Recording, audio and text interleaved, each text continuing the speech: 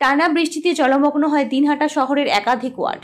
জলা জমে দুর্ভোগে সাধারণ মানুষ। প্রতি বছর একই সমস্যায় ভোগেন এলাকার মানুষ। প্রতিশ্রুতি মিললেও সমস্যার সমাধান হয় না।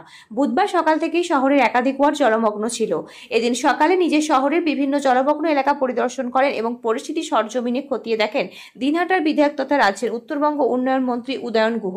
তিনি দিনহাটার একাধিক রাস্তা ঘুরে দেখেন এবং স্থানীয় বাসিন্দাদের সঙ্গে কথা বলেন। তিনি জানান, প্রবল বৃষ্টির কারণে শহরের নিচু এলাকাগুলিতে জল জমেছে।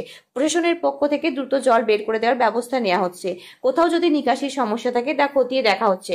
স্থানীয়দের অভিযোগ, প্রতি বছর বর্ষার সময় একই পরিস্থিতির সম্মুখীন হতে হয় তাদের। জল নিকাশি সঠিক ব্যবস্থা না থাকায় সামান্য বৃষ্টিতেই রাস্তাঘাটে হাঁটু জল জমে যায়। এর ফলে স্কুল কলেজে যাতায়াত, ব্যবসা বাণিজ্য এমনকি দৈনন্দিন জীবনযাপনও ব্যাহত হন। মন্ত্রী জানিয়েছেন, পুরো পরিস্থিতির উপর নজর রাখা হচ্ছে এবং দ্রুত প্রয়োজনীয় পদক্ষেপ গ্রহণের জন্য পৌর প্রশাসন ও ব্লক কর্তৃপক্ষকে নির্দেশ দেওয়া হয়েছে। পাশাপাশি আগামী দিনে স্থায়ী জল নিকাশি ব্যবস্থার উন্নয়নের প্রতিশ্রুতিও দিয়েছেন তিনি। যদিও বিকেলের পর থেকে অনেকটাই জল ধীরে ধীরে নামতে শুরু করে দিয়েছে, তবে রাতে আরো বৃষ্টি হলে আবারও জল বাড়ার এবং জলমগ্ন হয়ে পড়ার আশঙ্কা থাকছেই। তাই বর্ষার মরশুমে আতঙ্ক কাটছে না।